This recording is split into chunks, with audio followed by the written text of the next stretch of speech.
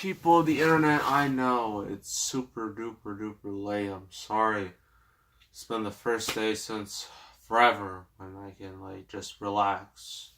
Went over a friend's house for a couple hours, and after that, I was just just drained, and I just realized, oh wait, I still gotta do these videos. I forgot. Ugh. But I did do a video, Spider-Man 2 gameplay. That's already up, and I did footage for WrestleMania 18 gameplay. I don't know when that'll come out. Probably in a few days.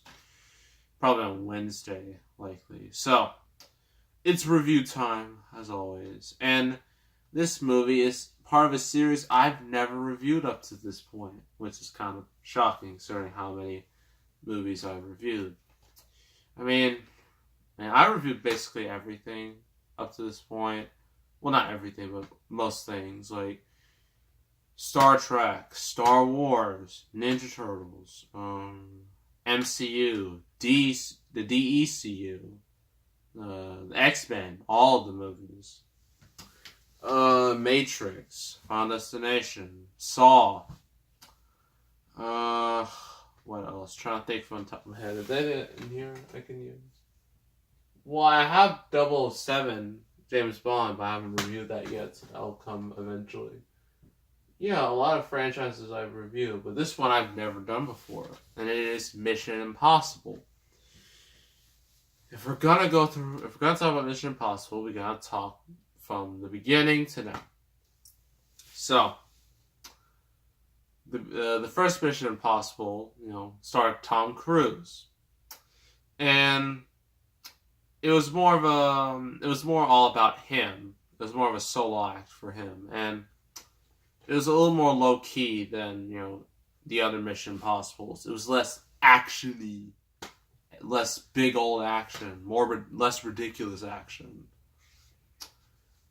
right? And it was a huge success. So obviously they make a sequel, and the thing about Mission Impossible is that I think for the first 5, I think 6 has the same director as 5. They all had a different director, which means they all had a different style to them. First one was directed by Brian De Palma, who wasn't all super explosive, but he was he added a bit more realism to it. The second one was directed by John Woo, which means ridiculous action, and I can imagine people were excited because, John Woo did Face Off, and everybody loves that movie still, and people still love that movie. I should review it. That'd be really, really fun, but I don't have it, so that's not going to happen right now. Yeah, but people didn't like it very much, so it took 6 years for another Mission Impossible. Keep in mind, the gap between the first two was 4 years, which is a little more than usual, but still in the normal territory. 6 years, that's too long. Okay? You're in the real danger zone. You only, because the time frame for a sequel is usually 2 to 3 years. If it's shorter than that, then it means you can make it faster. If it's longer than that, either something's wrong, or the movie had built up such an audience that they make a sequel and that would get a lot of hype. Similar how what Star Wars did with the gap between, technically, Revenge of the Sith and Force Awakens, which was 10 years. That was 10 years of wait. Really 30 years if you really go back to Return of the Jedi. So they did it like that, right? Everyone was really hyped, but didn't work. So it took another 6 years for Mission Impossible 3, which was directed by J.J. Abrams, Mr. Lens Flares himself, who this is his first big gig, because after that he did the Star Trek reboot series, 2 of them.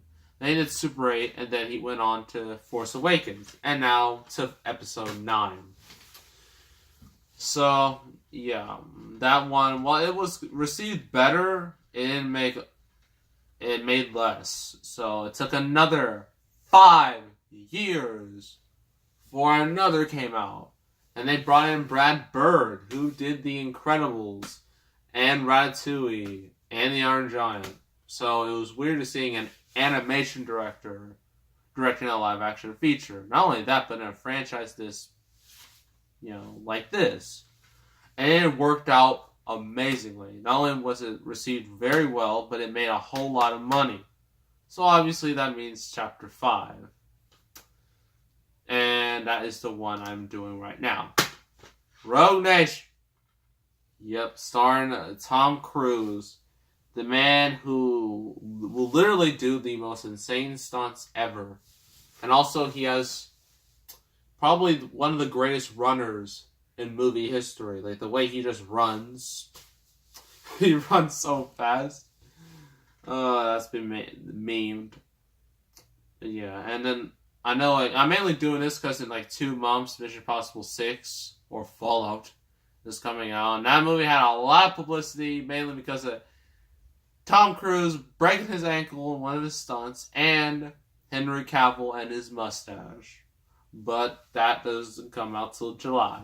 The same day as the Teen Titans Go movie. So that'll have to wait. So we're doing the one before. This was directed by Christopher McQuarrie. I think he worked with Tom Cruise before. I think it may have been Edge Tomorrow. I have to look it up. Sorry, there's stuff right here. I'm preparing for it. Where is it?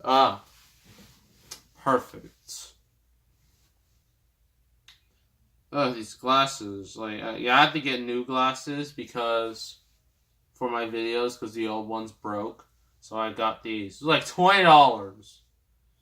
Which really isn't all that great, but as long as I have glasses for these reviews, I'm fine with it. This thing's so slow. Okay.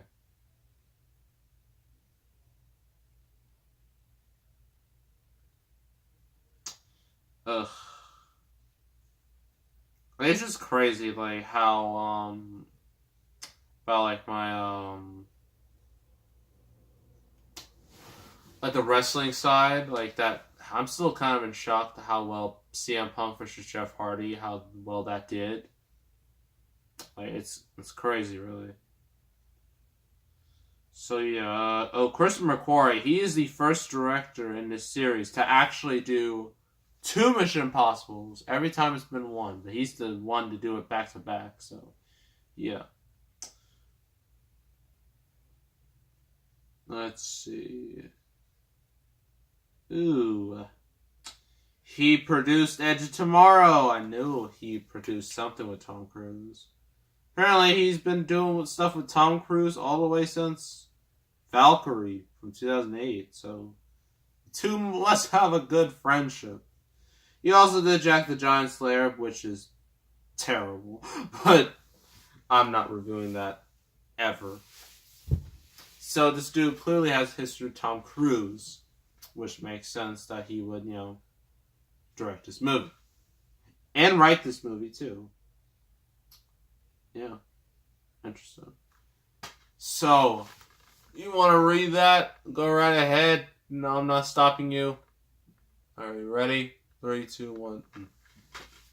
So, loaded with jaw-dropping stunts, prepare for the best action movie of the year, with their elite organization shut down by the CIA, Agent Ethan Hunt, Tom Cruise, and his team, Jeremy Renner, Simon Pegg, Vig Rhames, I don't know how to say his name, sorry, must race against time to stop the Syndicate, a deadly network of rogue operatives turned traitors. To stop this global threat, Ethan must join forces with an elusive, disavowed agent, Rebecca Ferguson, whose loyalty is suspect as he faces his most impossible mission ever. Get it?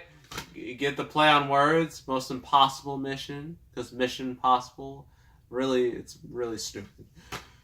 So, I'm not gonna lie, the plot is basically Winter Soldier from Captain America, where it's kind of like that, or where got this group of they're rogue operatives, or Captain America's case, soldiers. And the Syndicate is basically Hydra, more or less. And we got all these dudes, like followers, I guess. And they're trying to take over the world, like you do. And so Tom Cruise and his group of friends got to save the world before, bad things happen. More or less. And then Rebecca Ferguson, she is a new character to this series. She makes things a little interesting. Because, she's kind of on her own side. She's not with anybody's side. And I think in the next movie, I still don't think she's on anyone's side yet. At least I don't think.